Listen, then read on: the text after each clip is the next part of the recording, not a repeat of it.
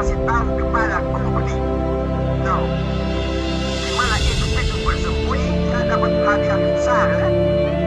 Baik, Scott. Rupanya janji lagi Kukuni yang mau datang pula, ha? Nih, gue itu.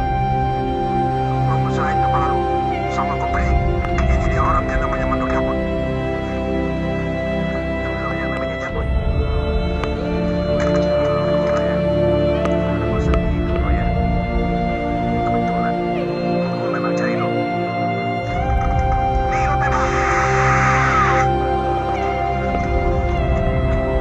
Maju.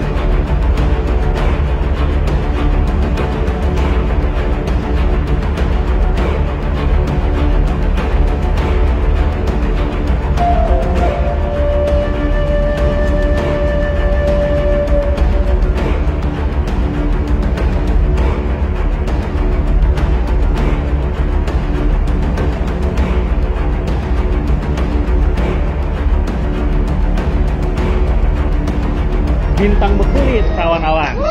Kagak kelihatan karena tempatnya di hulu. Nih kenalin, kita sang jagoan. Siap hadepin jawara lu pade atu-atu. Ayo.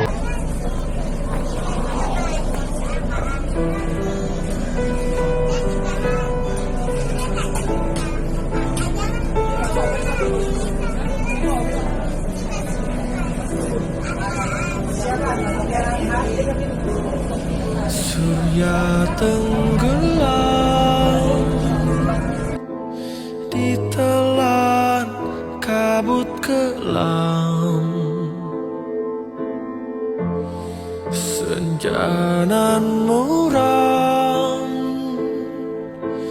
di hati remuk redam.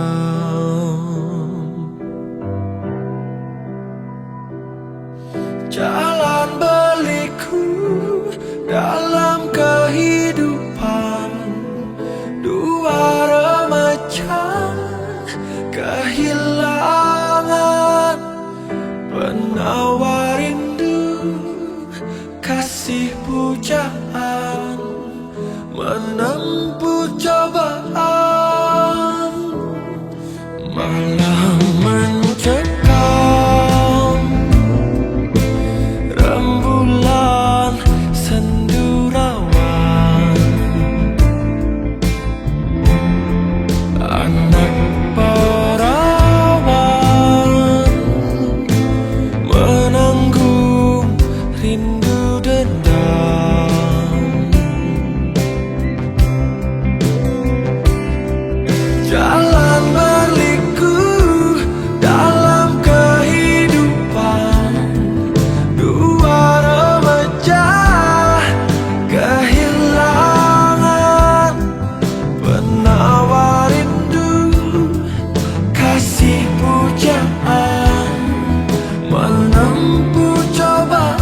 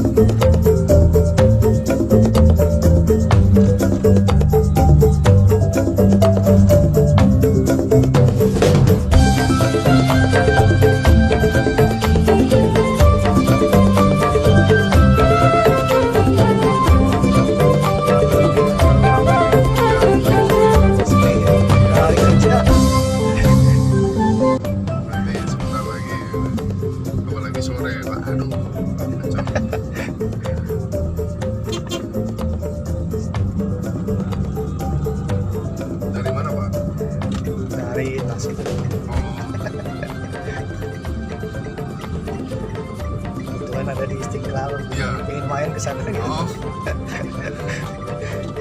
Oh, rombongannya di Istiqlal gitu. Enggak, cuma bertiga aja. Saya pikir ada rombongan di Istiqlal. Tadinya nggak niat ke sana gitu. Tiba-tiba kepikiran.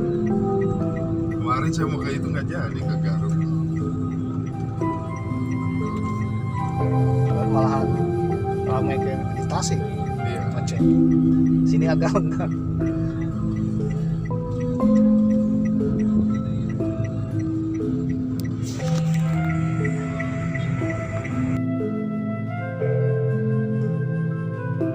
Assalamualaikum warahmatullahi wabarakatuh. Sampurasun. Apa kabar dulur-dulur baraya warga negara Indonesia? Tetap semangat di tahun baru Islam 1446 Hijriah atau 2024. Kebetulan video ini tayang tepat ketika sekitar hari proklamasi pemirsa. Waduh ya, setelah proklamasi kemerdekaan Indonesia yang ke-79 tahun atau tepatnya 2024. Gimana nih kabarnya ya? Apakah kalian tetap semangat? Waduh, seperti obor Monas yang selalu menyala. Waduh, ataukah sudah melempem pemirsa? Kita sebagai generasi muda harus tetap semangat ya untuk meneruskan cita-cita perjuangan bangsa. Waduh, cita-cita para pahlawan kita yang rela berkorban jiwa raga untuk kemerdekaan Indonesia. Dulu para pahlawan kita semangat-semangat berjuang untuk kemerdekaan ya. Tidak ogah-ogahan, waduh, tidak malas-malasan. Oleh karena itu semangat jiwa kepahlawanan kita harus terus dipertahankan oleh generasi berikutnya, termasuk generasi kita dan generasi anak muda dan generasi penerusnya pemirsa. Jangan sampailah sifat jiwa kepahlawanan itu hilang pemirsa ya. Jangan sampai kita malas-malasan, ogah-ogahan, apalagi tidak nasionalisme. Waduh. Tapi tetap meneruskan cita-cita para pahlawan untuk mempertahankan kemerdekaan. Minimal kita harus semangat ya untuk mempertahankan kemerdekaan ini dengan cara membangun bangsa ini dengan lebih baik pemirsa. Mungkin yang sekarang yang lagi belajar, yang sekarang lagi menuntut ilmu, siapa tahu mereka ini adalah penerus yang memimpin bangsa ini di masa yang akan datang pemirsa. Jadi kalau generasi kita malas-malasan, ogah-ogahan, nanti yang memimpin bangsa ini pun akan ogah-ogahan pemirsa. Kan malas-malasan, apa yang terjadi? Ya mungkin umur Indonesia tidak akan lebih panjang lagi pemirsa. Dan mungkin arwah para pahlawan yang dulu rela berkorban untuk negara ini akan merasa sedih kalau generasi berikutnya tidak mempertahankan kemerdekaan ya, atau merusak negara ini. Oke pemirsa, jadi untuk mengisi kemerdekaan ini minimal kita harus semangat ya. Yang kedua, minimal kita tidak mengganggu orang lain dan tidak merusak bangsa ini. Waduh. Oke pemirsa, Mamang masih backpackeran di kota Jakarta. Konon katanya kota Jakarta ini akan berubah status ya. Status jadi jande, maaf. Status ibu kota menjadi kota biasa karena ibu kotanya akan pindah ke IKN. Kemarin aja ketika hari 17 Agustus 2024 diadakan acara proklamasi di ibu kota Nusantara di Kalimantan Timur pemirsa. Oke, meskipun kota Jakarta kelak ya nanti tidak menjadi ibu kota, tapi powernya kota Jakarta masih terasa pemirsa.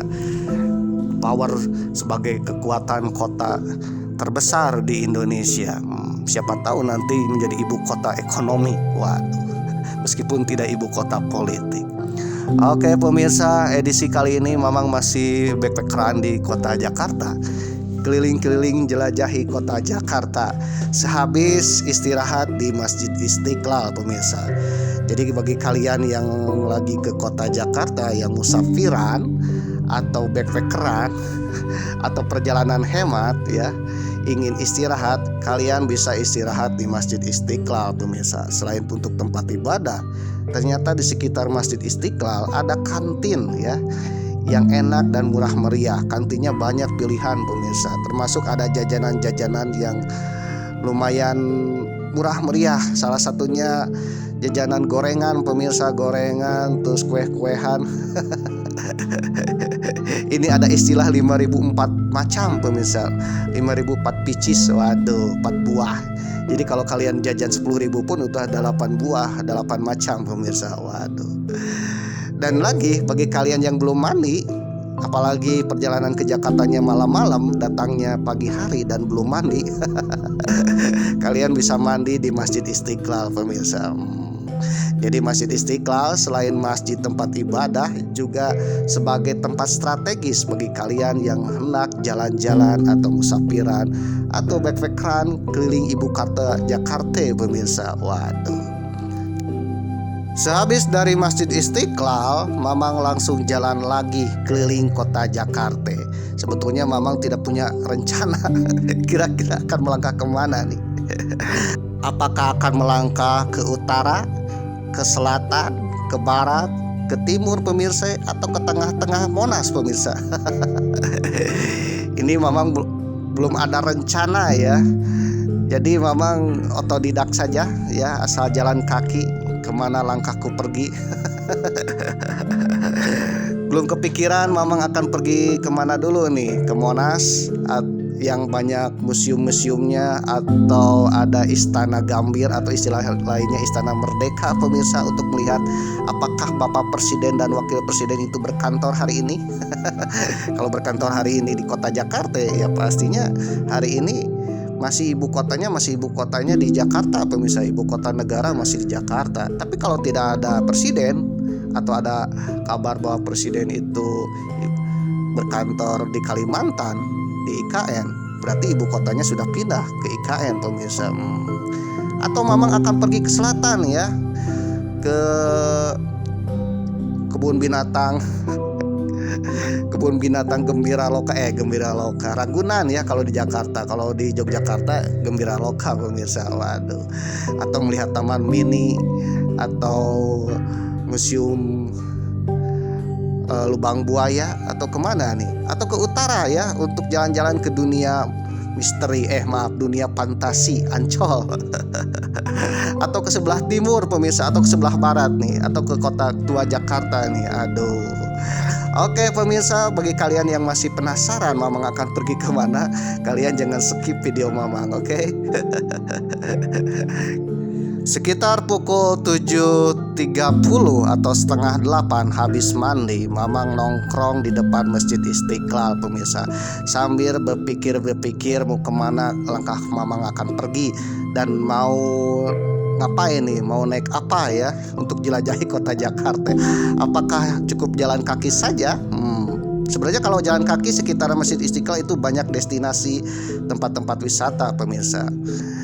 Atau naik kendaraan umum. Nah, Mamang kepikiran untuk naik busway wisata pemirsa. Aduh, dengar info kalau naik busway wisata itu sekitar pukul 9 pagi pemirsa. Waduh, sekarang kan pukul 7, setengah 8. Jadi ada jeda 1 jam setengah, masih lama. Akhirnya setelah running dan diputuskan, Mamang akan pergi ke suatu tempat pemirsa. Dan ini tempat yang paling disukai oleh Ray. Waduh, dan juga termasuk Mamang dan Bibi sendiri. Oke pemirsa, yang namanya tinggal di Jakarta ya, Mamang kepikiran naik bajai. Waduh. Untuk pergi ke suatu tempat.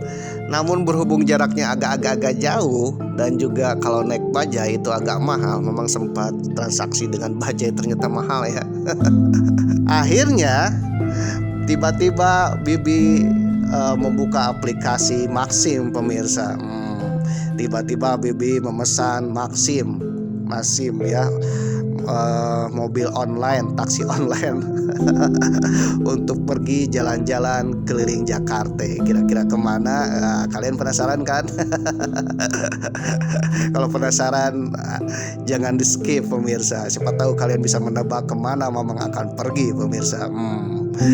Nah, kali ini Mamang memesan taksi online Maxim untuk naik ke suatu tempat. Waduh, Mamang memesan taksi online Maxim karena harganya memang agak murah dibanding kalau naik bajai. Ya, Mamang sempat transaksi naik bajai itu harganya agak-agak mahal. Dan juga kalau naik busway itu waktunya agak-agak gimana ya, agak mepet. Yang kedua harus beberapa kali naik turun pemirsa. Jadi untuk perjalanan pertama Mamang pergi ke satu tempat tersebut, Mamang menggunakan taksi online Maxim dengan harganya yang agak-agak miring ya untuk bertiga. Di perjalanan Mamang sempat ngobrol dengan abang taksi ini pemirsa. Ternyata abang taksi ini adalah spesialis taksi online pemirsa dari berbagai aplikasi. Abang ini juga menggunakan Maxim ya, ID Driver, Grab, bahkan Gokar pemirsa. Waduh. Jadi kalau di Jakarta ini harus pintar-pintar pemirsa. Kadang-kala ada orderan dari Gokar, kadang-kala ada orderan dari Maxim, dan ada kala dari ID Driver pemirsa. Dan kebetulan hari ini dari Maxim. Sempat tanya-tanya dari pagi sampai ketika Mamang naik itu udah ada 3 orderan pemirsa. Salutlah bagi abang ini ya, mudah-mudahan rezekinya lancar-lancar ya. Ketika Mamang berkendara itu tidak terlihat kemacetan pemirsa, tapi lancar-lancar aja ya. Tidak padat merayap lagi, tapi lancar-lancar aja nih. Waduh, apakah pembangunan kota Jakarta sudah sukses seperti ini, atau memang hari ini ya yang keluar, yang jalan-jalan di kota Jakarta itu sedikit pemirsa? Waduh, gimana nih? Mamang pikir selalu macet, tapi kenyataannya ini tidak macet ya, tapi lancar-lancar aja. Padahal ini di pusat kota Jakartanya pemirsa, di sekitaran Jakarta Pusat, Jakarta Utara, dan Jakarta Barat. Waduh. Di sepanjang jalan ketika berkendara banyak bangunan-bangunan heritage zaman kolonial Belanda pemirsa. Waduh. Jadi bangunan-bangunan yang mirip-mirip zaman era kolonial. Maka pantas kalau Jakarta ini disebut kota kolonial. Ya memang dibangunnya pada masa penjajahan Belanda pemirsa, pada zaman VOC. Waduh. Tapi yang terpikirkan oleh Mamang bukan kota bentuk kolonialnya pemirsa, tetapi konon katanya bahwa di tanah Jakarta atau di tanah Betawi ini dahulu adalah tempatnya para jawara, para jagoan ya. Bahkan pemerintah kolonial itu menyebutnya bandit atau rampok yang meresahkan Belanda pemirsa, yang juga meresahkan antek-antek Belanda. Waduh. Namun meskipun oleh kolonial Belanda dicapnya bandit dan juga rampok, tapi oleh rakyat atau bangsa pribumi itu dijulukinya pahlawan pemirsa. Waduh, bahkan ada dijulukinya sebagai Robin Hood-nya tanah Betawi. Bahkan salah satu jagoannya dijuluki Robin Hood-nya tanah Betawi pemirsa. Mungkin di antara kalian sudah tahu pemirsa ya, ada Robin Hood di tanah Betawi. Robin Hood di tanah Betawi. Aduh, kalau kalian belum tahu Robin Hood itu pahlawan dari Inggris pemirsa, legendaris dari Inggris. Dulu Robin Hood itu merampok ya, dan juga menjarah para koruptor di Inggris pemirsa. Waduh.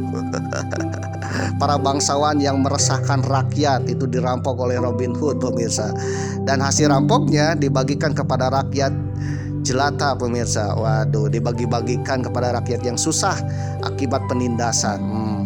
Ternyata jauh dari Inggris, di tanah Betawi pun ada Robin Hood. Kalian kenal Robin Hood dari tanah Betawi? Kalau anak Jakarta ya tidak tahu Robin Hood dari tanah Betawi, waduh ya, kata Bang Mandra terlalu. Bagi kalian yang belum tahu siapa Robin Hood dari tanah Betawi, nih Aye akan kenalin ya. Beliau adalah si Pitung. Waduh. Si Pitung jawara dari Betawi, Robin Hoodnya Betawi pemirsa. Oke pemirsa, Mamang lagi berkendara menuju kampungnya si Pitung pemirsa. Daerahnya si Pitung. Di mana itu pasti kalian udah tahu ya. Kalau tidak tahu cek aja di Google pemirsa. Sambil berjalan menuju kampungnya si Pitung, Mama akan bercerita tentang si Pitung, legendaris Robin Hood dari tanah Betawi pemirsa. Ya, yang bikin company Belanda panas dingin dan antek-antek Belanda was-was pemirsa dan tidak bisa tidur nyenyak. Waduh, termasuk para koruptor pada masa era kolonial pemirsa. Dan uniknya si Pitung ini meskipun dianggap bandit ya, dianggap meresahkan para company, beliau ini adalah pahlawan bagi rakyat jelata pemirsa, pahlawan bagi rakyat pribumi pada masa itu yang tertindas oleh company. Nama Bang Ben, maaf Bang Ben, kalau Bang Ben kan Benyamin ya. Nama si Pitung bagi orang Betawi sudah tidak asing lagi pemirsa. Sosoknya dikenal sebagai jagoan bela diri, perampok ulung, bahkan ada juga yang menganggapnya pahlawan nasional. Well, terlepas dari apapun cara orang mengenalnya, sejarah si Pitung cukup melegenda karena sosoknya mempunyai pengaruh penting, terutama pada masa kekuasaan Belanda di Batavia. Ada yang menyebut si Pitung anak pinggiran Batavia, komplotan bandit. Tapi ada pula cerita lain yang mengatakan si Pitung adalah pahlawan karena selalu menolong orang yang tertindas. Dikutip dari historia.id dengan judul artikel "Siapa sebenarnya si Pitung?", sejarawan Belanda mengungkapkan sosok si Pitung berdasarkan tradisi lisan dan catatan tertulis. Keturunannya tak terima si Pitung atau Bang Pitung disamakan dengan bandit. Waduh, ditulis oleh Hendaru Trihanggoro 11 Februari 2019. Lelaki berkopiah hitam itu bangkit dari kursi pada pertengahan sesi diskusi. Wajahnya memperlihatkan raut marah, tangannya menunjuk-nunjuk layar presentasi. Di sana terpampang tulisan "Si Pitung Bandit, Om London". Waduh, itu judul diskusi buku karya sejarawan Margaret Pantil, Batavia Kala Malam, Polisi, Bandit, dan Senjata Api, di Perpustakaan Universitas Indonesia, Depok, 6 Februari 2019. Lelaki berkopiah hitam itu mengaku sebagai generasi kelima si Pitung. Dia tak berkenan nama buyutnya dempetan dan dengan kata bandit. Waduh, bandit itu kalau zaman sekarang kategori premanisme. Lalu Bang MH atau keturunan si Pitung itu berkata ya bahwa si Pitung itu bukan bandit atau preman, tetapi si Pitung adalah pembela rakyat. Lalu MH lepas kendali, dia menunjukkan kuda-kuda, suatu aliran bela diri yang siap tempur. Waduh, ini keturunan Bang Pitung katanya ya. Itu marah kepada sejarawan yang mengatakan bahwa Bang Pitung itu bandit. Padahal kan Bang Pitung itu pembela rakyat. Waduh, ditulis dari historia.id. MH sangat meyakini kisah kepahlawanan si Pitung. Kisah itu menempatkan si Pitung sebagai pembela petani dan buruh di Rawabelong. Musuh si Pitung adalah tuan tanah dan orang Belanda. Dua kelompok ini kerap memeras dan menindas petani dan buruh. MH memperoleh kisah tersebut dari tuturan kaum tua secara turun-temurun dalam aneka bentuk. Misal rancak, pertunjukan drama tradisional dengan iringan alat musik, syair, dan pantun. Dalam kajian akademis, pengetahuan demikian disebut folklore atau istilah lainnya cerita rakyat ya. Kajian sejarah memasukkan folklore sebagai salah satu bentuk tradisi lisan. dan mengakuinya sebagai salah satu sumber penulisan sejarah. Tetapi penggunaannya memerlukan sumber pembanding, misalnya dokumen dan media massa sejamannya. Begitu pula sebaliknya dengan penggunaan sumber tertulis. Margaret memaparkan sumber tradisi lisan dan tertulis tentang si Pitung secara gamblang dalam diskusi dan bukunya. Dia bertemu sejumlah mukimin tua di Marunda, Jakarta Utara, tak jauh dari Museum Si Pitung. Penulis merasakan betapa hal itu menjadi contoh bagus bagaimana keturunan penjajah dan yang terjajah berbicara akrab satu sama lain atas dasar historiografi masing-masing, ungkap Margaret. Margaret juga mendapat keterangan tentang Si Pitung dari skripsi berjudul Cerita Si Pitung sebagai Sastra Lisan, Analisis terhadap Struktur Cerita Rakyat, Palupi Damardini di Fakultas Sastra Universitas Indonesia tahun 1993. Skripsi tersebut menghadirkan berbagai macam versi cerita lisan tentang Si Pitung, tapi secara garis besar memuat beberapa keterangan yang sama, antara lain mengenai asal kampung, nama orang tua, pelajaran silat, mengaji di pesantren, jimat, dan alasan Si Pitung menyerang tuan tanah dan orang Belanda. Si Pitung berasal dari kampung Rawabelong. Wilayah ini pada akhir abad ke-19 termasuk Amelanden atau istilah lainnya dalam bahasa Indonesia pinggiran kota Batavia atau Jakarta saat itu. Wilayah yang tidak bisa dikendalikan oleh Belanda. Waduh, kata Bondan Kanu Moyoso, pengajar dari jurusan sejarah Fakultas Ilmu Pengetahuan Budaya Universitas Indonesia yang mendalami sejarah Batavia. Ayah Si Pitung bernama Piung dan ibunya Pina. Orang tua mengirim Si Pitung belajar di pesantren milik Haji Naipin. Di luar kegiatan pesantren, Si Pitung membantu jualan kambing milik ayahnya. Suatu hari Si Pitung kena musibah. Seorang bandit mencuri uang hasil jualan kambingnya. Peristiwa tersebut menjadi pemicu Si Pitung muda melakukan pencuriannya sendiri. Si Pitung mempelajari silat demi menemukan bandit pencuri hasil jualan kambingnya. Dari sinilah awal mula Si Pitung bersua dengan para bandit. Kadang ditekankan bahwa perebutan uang para bandit itulah yang kemudian meneguhkan reputasinya sebagai jagoan. Waduh. Jagoan adalah seorang yang menguasai bela diri. Setiap bandit adalah jago atau jagoan, tapi tidak setiap jagoan adalah bandit, kata Margaret dalam historia.id. Tradisi lisan menuturkan dua jenis jagoan. Kelompok pertama menyalahgunakan kemampuan bela dirinya untuk memeras orang. Jadi kelompok pertama jagoannya itu adalah tukang peras ya. Ya istilah lainnya kalau zaman sekarang sama dengan preman pemirsa. Jagoan seperti ini tidak bekerja sendirian. Banyak dari mereka berada di bawah kekuasaan tuan tanah atau antek-antek Belanda pemirsa, sebagai centeng ya, penjaga rumah-rumah Belanda. Rumah-rumah tuan tanah yang suka memeras rakyat. Dan juga mereka kerap berbuat kriminal seperti merampok dan mencuri harta benda penduduk. Waduh. Jadi pada masa Jakarta ini ya banyak jagoan. Ada dua jenis. Jagoan yang pertama yaitu jagoan yang antek-antek Belanda dan juga seorang kriminal. Yang kedua, jagoan kedua. Nah, kejagoan kedua yaitu jagoan yang mempunyai bela diri tapi untuk membela orang-orang lemah, rakyat jelata ya. Beliau adalah pahlawan bagi rakyat jelata. Salah satunya adalah Bang Pitung ya. Bang Pitung atau Si Pitung termasuk kelompok jagoan kedua. Karena itu dia harus berhadapan dengan jagoan-jagoan lain yang menjadi antek-antek Belanda. Waduh, jadi tanah Jakarta ini Betawi ya, dulu banyak jagoan dan jagoannya itu terbelah dua. Ada jagoan yang benar dan ada jagoan yang menjadi antek-antek Belanda pemirsa. Karena itu jagoan yang selalu membela rakyat seperti Bang Pitung itu harus berhadapan dengan jagoan lain yang menjadi antek-antek Belanda.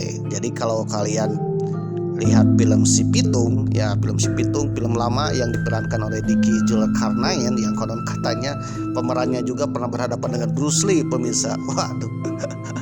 Nah, si Pitung ini kalau membela rakyat ya itu harus berhadapan dengan para jagoan atau centeng-centeng Belanda yang notabene adalah jagoan bangsa pribumi yang menjadi antek Belanda, pemirsa. Waduh. Jadi zaman dulu seandainya Belanda tidak dibantu oleh bangsa pribumi, pengkhianat bangsa, ya mungkin orang Belanda tidak akan betah tinggal di Batavia, pemirsa. Waduh, dan mungkin akan hengkang dari Betawi. Waduh. Ketika Bang Pitung beraksi ya untuk merampok tuan tanah dan juga antek-antek Belanda di mana hartanya berasal dari pemerasan rakyat, itu ketika merampok akan berhadapan dengan para jagoannya tuan tanah yang notabene adalah bangsa kita sendiri, pemirsa. Pada masa itu tuan tanah atau juga para antek-antek Belanda itu menggunakan buzzer, pemirsa. Waduh, buzzer masa itu adalah centeng para jagoan untuk mengkanter jagoan-jagoan yang membela rakyat ya, seperti jagoannya Bang Pitung, pemirsa. Waduh. Kemenangan berpihak pada si Pitung. Banyak bandit tuan tanah dan orang Belanda takluk pada kemampuan bela diri si Pitung. Harta benda mereka diambil dan dikasih kembali oleh si Pitung kepada penduduk. Bandit atau tuan tanah dan orang Belanda ketakutan dan sepak terjang si Pitung. Mereka ingin si Pitung tumpas. Mereka bersekutu mencari kelemahan si Pitung. Pada akhirnya, gara-gara ada seorang pengkhianat yang memberitahu kelemahan si Pitung. Si Pitung ini aslinya konon katanya kuat untuk dibacok, kuat untuk ditembak ya, bahkan pelurunya tidak mempan, pemirsa. Tapi ada satu kelemahannya, yaitu menggunakan peluru emas, pemirsa. Dan itu diberitahu oleh para pengkhianat, orang-orang terdekat Pitung yang bersekutu dengan antek-antek Belanda, pemirsa. Waduh.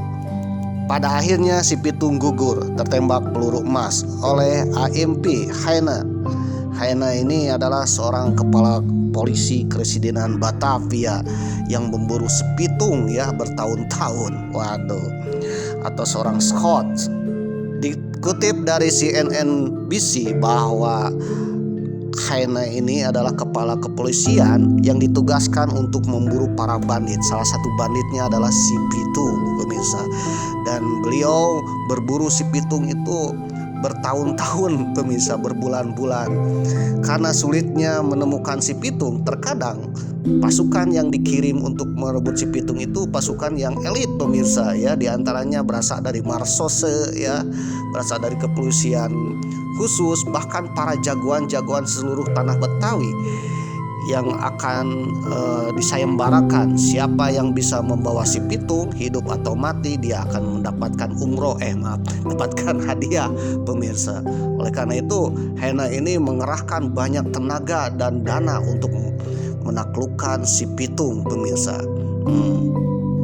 Bahkan dari sumber lain mengatakan bahwa Heine ini berburu si Pitung selain mengerahkan para pengkhianat bangsa, jagoan-jagoan yang notabene antek-antek Belanda ya, dan juga pengkhianat bangsa yang memberitahu bahwa kelemahan si Pitung. Ternyata Heine ini menyebarkan isu hoax ya kepada masyarakat Batavia bahwa Pitung ini jagoan yang meresahkan rakyat. Jangankan tuan tanah, rakyat jelata pun bisa dibunuh oleh Pitung. Pitung ini adalah bandit, rampok, tukang mabok, dan juga pokoknya hal-hal negatif disebarluaskan. Hal itu untuk apa? Untuk supaya masyarakat menutupi kepahlawanannya si Pitung, pemirsa.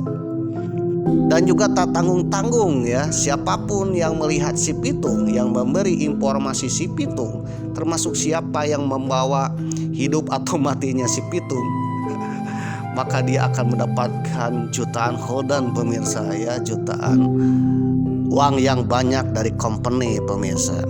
Dan ternyata banyak sekali para jagoan pun ya, yang notabene jagoan itu malah membela dan memburu si Pitung karena untuk mendapatkan hadiah. Waduh.